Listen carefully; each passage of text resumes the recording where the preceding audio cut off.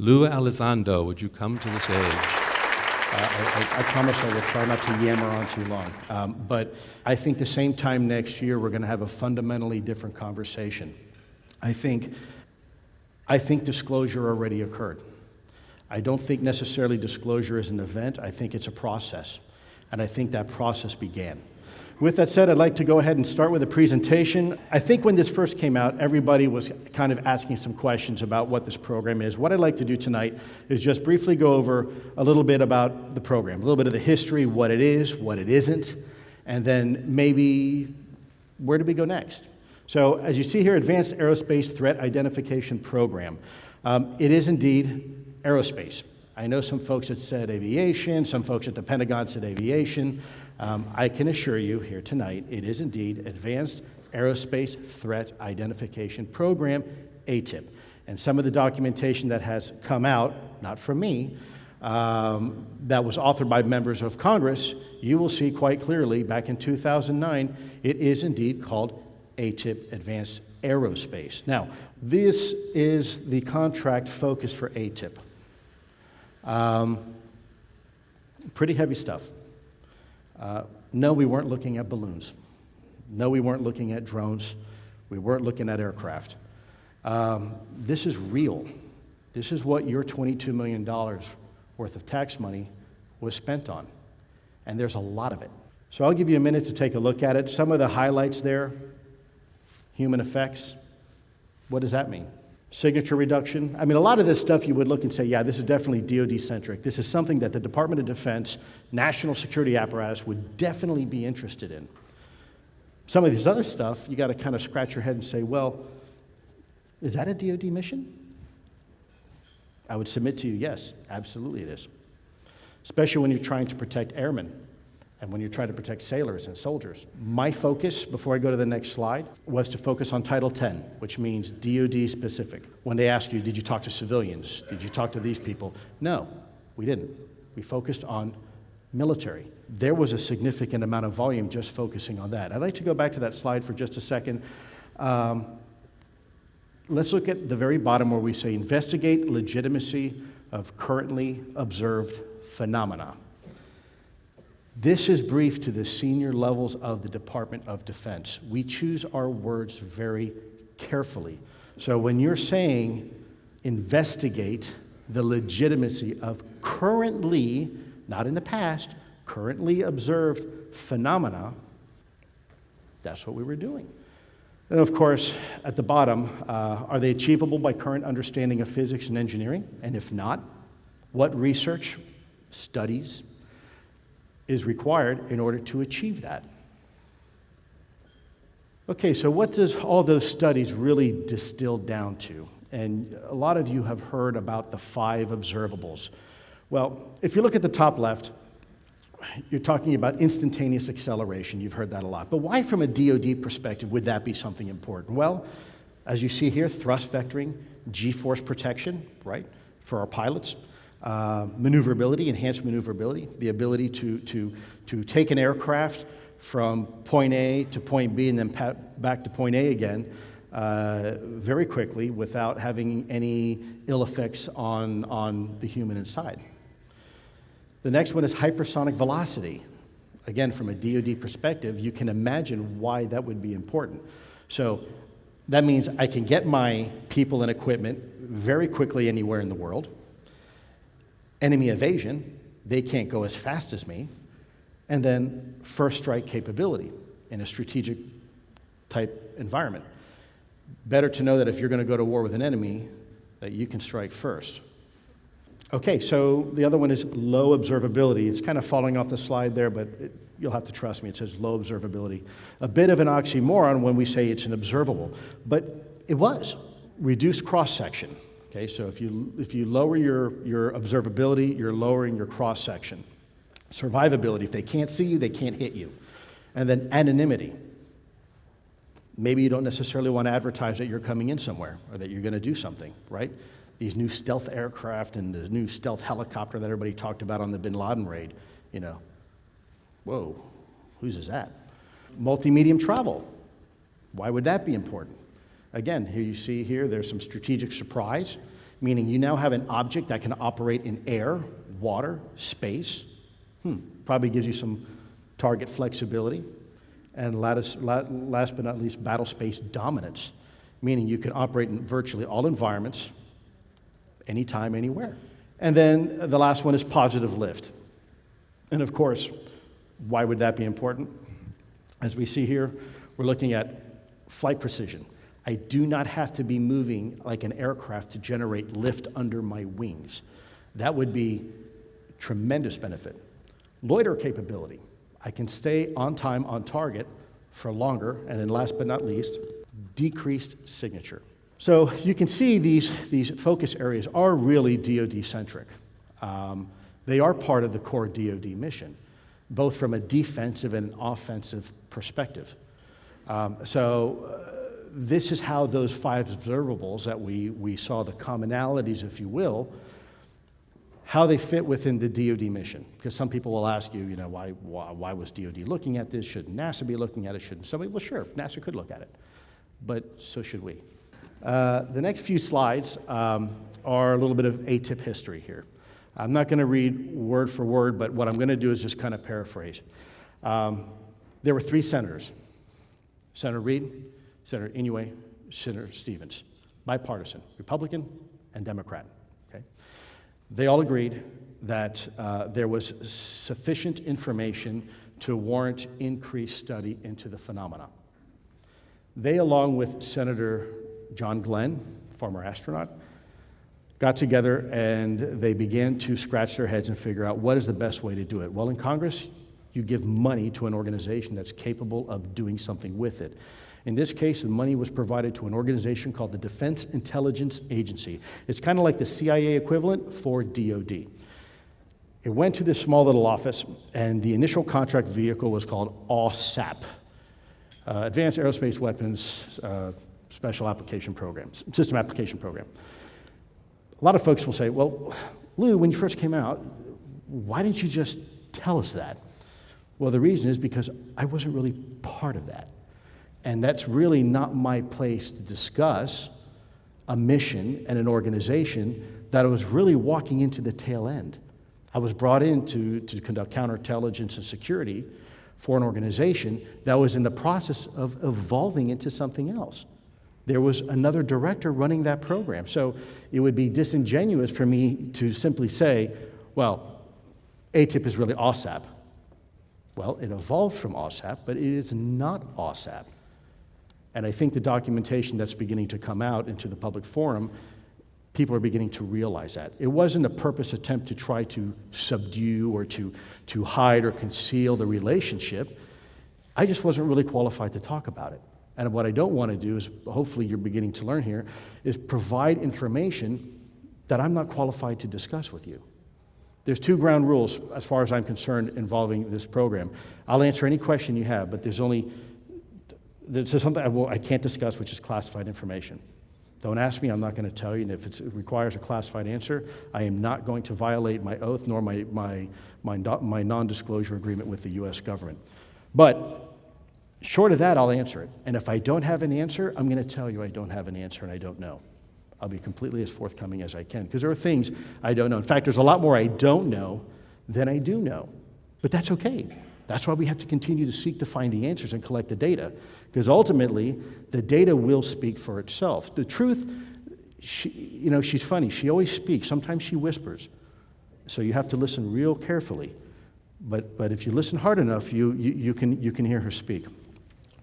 So that's a little bit of the history on this slide here. As you see here towards the end, in 2008, the program was already beginning to evolve. The original AAWSAP portfolio was much broader than the AATIP. The decision was made early on that we would go ahead and focus the effort more to the phenomena specific, looking at the observables and the identifiables. What can we look at? What can we collect on? What can we report on back to senior DoD leadership? Because that's what they're concerned with. And try to remove as much speculation, supposition, and innuendos as possible out of the calculus. So more history. So as you see here, the 2008 through 2009 There's a lot of collection going on, a lot, to the point where we're almost becoming overloaded with the results and the data. It's becoming quite clear to us that there is much more to this portfolio than we envisioned. And I suspect when you look at this 2009 congressional letter sent to DoD leadership, Congress was aware of that too, to the point where we were worried there may be a potential counterintelligence threat. Maybe there were foreign adversaries that were interested in what we were collecting. That's how much we were collecting. You see down here, 2009 specific elements in DoD resist the effort. This is a detail I really haven't talked about much. Everybody handles this information differently. And in the department is no different than out here in the public forum. People have their ideas, they have their preconceived notions, they have their bias, and they have their belief systems. And by no means do I have the right or the qualifications to tell anybody what they should or should not believe in. But there are some people who have a great deal of conviction. Just as you have conviction right now in the UAP, UFO phenomena, they have equal conviction from a theological perspective in their own. And by the way, that contradicts with what we were trying to do, for better, for worse. And I'm not saying that's good, I'm not saying it's bad, I'm just saying it's a fact that there were elements within the department that rigorously opposed what we were trying to do, not because the results were not real, but because it contradicted their view. That's all I got to say about that. 2013 through 2014. You see where they say some folks have said in the past, and by the way, the Department of Defense is a fantastic organization. True patriots. These are folks that give they sacrifice their families, livelihood, and their life to defend us. So this is not necessarily a hit on the department. But sometimes the department is a big organization. Sometimes they don't necessarily have all the data in front of them all the time. And so when they said the program ended in 2012, well, the funding was actually to 2013. And after 2013, there were some other funding vehicles that were done to get it through 2013 and 2014. Okay? Now, I won't go into detail what happened with those fundings. The funding actually came through. It actually wound up getting rerouted to another organization because the language was vague. And so therefore, we were forced to continue the program on minimal funds. Now, people say, well, the funding dries up, so does the organization and the program. That's not true. When you are given a mission, you are given an order to guard your post. You guard your post until you are relieved of that responsibility. Well, that order never came for us. And in the Department of Defense, there's always a paper trail. When you establish an organization, there's a paper trail. When you disestablish an organization, there's a paper trail. You won't find one for this program. So I think that's very important that people understand that the program never really went away. Sure, funding for the 2013 went away, but the program never went away. We were never told you no longer have to guard your post. So 2017, some guy makes a dumb decision to I guess, leave the Department of Defense, and has some conversations, and in October 4th, 2017, the rest is history. So let's go into a little bit about what AATIP is. AATIP evolved from OSAP. That is absolutely true. OSAP existed for a short period of time under another director to focus on the UAP-specific capabilities and concentrated on the what and how interrogatives. Not the who, not the when, but what is it and how does it work? That's it. And if we could accomplish that, hopefully smarter people in the department could figure out who's behind the wheel, what are their intentions, where are they from, etc. AATIP was comprised of U.S. government, contractor, and military personnel. That's a fact. Everybody hears about Bigelow Aerospace. That is a true statement. We worked with academics. We worked with the services. We worked with certain elements in the intelligence community. We worked with anybody and everybody with a military nexus that we could talk to, that could provide some information. Cast a wide net. AATIP commissioned large volumes of related research data, academic studies, and collected data even from the field. True statement. Volumes and volumes of information. I cannot go into detail specifically on what some of that is because it remains, some of it, classified. I believe 2 days ago a laundry list of some of our studies had come out, albeit one of them was classified.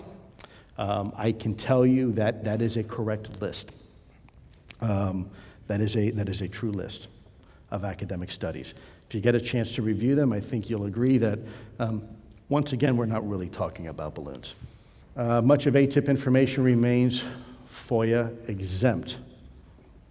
FOIA exempt? What do you mean? Everything's FOIAble. No, it's not. Exceptions 1 and 5. Why would you mark information FOIA exempt? Well, for one, so the adversary never gets a chance to see it. People say, well, if AATIP existed, I should be able to FOIA it. Not necessarily. And some of the documents that were recently released as a result, if you take a look at a recent letter that supposedly came from Senator Reid, on the very last page, at the very bottom, you're going to see a really interesting little words, actually. It says FOIA exempt. That's right. We use that sometimes. Now, we don't use it to keep a secret from the American people. In fact, that's illegal. What we do is we use it to keep it out of the hands of foreign adversaries. And it is an effective tool. So keep in mind, a lot of the counter-argument is, well, you're keeping this secret from the American people. That is not the case. If we had a mechanism where we could inform every American citizen and ensure it didn't get out into enemy hands, we would do it. The government doesn't try to keep secrets from you. It tries to keep secrets from the enemy. And there's no way to tell 500 million people in one geographic region and not let that get out somewhere else. So that is why a lot of this information you see is FOIA exempt. Now, is it the right thing to do? Is it the wrong thing to do? I don't know. And I don't know. Is it an effective mechanism? Absolutely it is. What AATIP isn't. This is just a small sample of things that we have heard over time that people have speculated upon. So let me see if I can just address it head on. AATIP ended in 2012. Well, I think it's pretty clear that didn't happen. AATIP found nothing of significance. Not true. In fact, I think the mere fact that we even have the 5 observables and we can have an honest conversation about the physics shows that we did achieve something. And when I say we, folks, I'm not saying me, not Luis Elizondo. I'm talking about the fantastic human beings that I left behind at the Department of Defense. Those are the true heroes. Those are the folks that still remain back there, anonymous, working day in, day out, making this happen. So AATIP did find a lot of things of significance. AATIP was a political favor. Let's get this straight. By the way, for the record, I'm apolitical. I don't care if you're Republican, Democrat, Independent, don't know, don't care. My job is to serve whoever is in charge at the time. My job is also to serve you, the American people, the taxpayer. You employ me. So therefore, my loyalty is to you.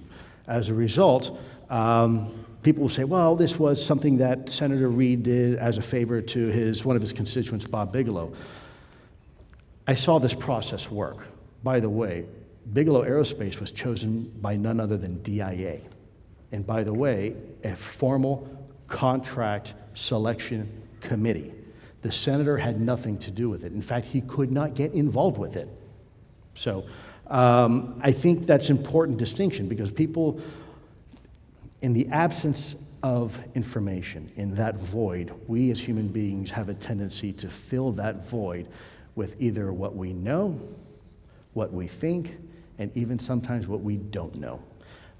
So I want to make sure it's very clear that it was not a political favor. It was a bipartisan effort by both Democrats and Republicans. All of them served their country honorably. All of them had served in the military. Senator Inouye literally gave his right arm for his country. Senator Stevens, what is now coming to light, actually witnessed one of these things when he was a pilot So I think if we're going to have a conversation about political favors, we at least need to speak truth to power when we have that conversation. AATIP was only academic. Yeah, we produce a lot of academic studies, and we commissioned a hell of a lot of reports. But that's not all. AATIP was involved with actually speaking with individuals, collecting electro-optical data, collecting radar data, talking to the eyewitnesses. And these eyewitnesses are people, keep in mind, that have security clearances. They are trained observers. In some cases, we have spent millions of dollars into their training, whether they're special operations, whether they're pilots, whether they're intelligence officers. They have been paid to be critical thinkers, and they have been trained to look at a silhouette and determine if that's a MiG-25, a MiG-29, it's in the 90-degree roll, and it's at 200 kilometers in front of me, traveling at 200 knots. These are some of the data points that we used when collecting the data and analyzing this information. AATIP leaked the videos. Okay, first of all, let's go into a quick legal definition of quote-unquote leaking. Leaking means you take classified information and you provide it in an unauthorized manner. It goes out to the public. That's a leak. That is not the case. First of all, these videos went through a proper classification review process. The documentation at some point will probably come out. I'm not going to provide it. That's not my job. You want it? Get it from the government. They released it. They authorized, let me get this right. They authorized the release of those videos. And they did it in writing. Now, why they did it, you have to bring it up to them. I know the purposes that we wanted for them to come out, and that was to establish an unclassified community of interest that everybody could be part of and look at and say, hey, I saw something like that too. But no one leaked these videos. If that was the case, I would be in an orange jumpsuit right now, and I do not look good in orange, so believe me. Okay, AATIP is a ploy for the administration's new Space Force. I don't even know where to begin with that. No. Now, could it be used to bolster that argument? Sure. Okay. In the end, if it helps us, go ahead, use it. I don't care. I think that's great. You want to say that the UAP studies is now helping us create a space force so we can go ahead and look at this problem seriously? Sign me up. Sure. Again, here we go into the habit of filling in information voids with things that we don't know. I don't know why the administration is creating a space force. Maybe it's a good idea. Maybe it's not such a good idea. I don't know. I think ultimately it's up to voters to decide. You make the decision if it is or not. But I will tell you, if our humble little program, AATIP, helped inform that decision, and they are going to come back and fund this program in a robust manner where we're going to look at it logically, we're going to look at it with the best scientists and intelligence officers and critically really look at this. I mean, alternative analysis, healthy skepticism, but of course alternative analysis. If it's going to help that, let's do it. Sure. All right, so what's happening now? Why are we here? Well, why are we all here? The conversation has finally moved, folks, from the fringe. So congratulations, you succeeded. If you were to ask me 8 months ago that I'd be standing up here and having this conversation and briefing you this, no way. I'd say we're 5 years away from even getting close to this. So how things have moved so quickly. Now, I understand people are impatient. I'm impatient. My daughter will tell you, she's right here in the audience. I'm impatient. I don't like to wait. I want my information now. But as I've told people before, there is a difference between giving you information right versus giving you information right now. They're not always necessarily the same. I'd rather give you information right versus right now. So it is important that we do our due diligence. It's important that when we are looking at the data that we analyze it, we quantify it, we qualify it, and do all the things necessary. So by the time we present it, it's like a court of law, right? You don't want a chief prosecutor talking to the jury with a half-baked case. That's a dereliction of duty. It is incumbent, it's their professional responsibility to make sure they get it right.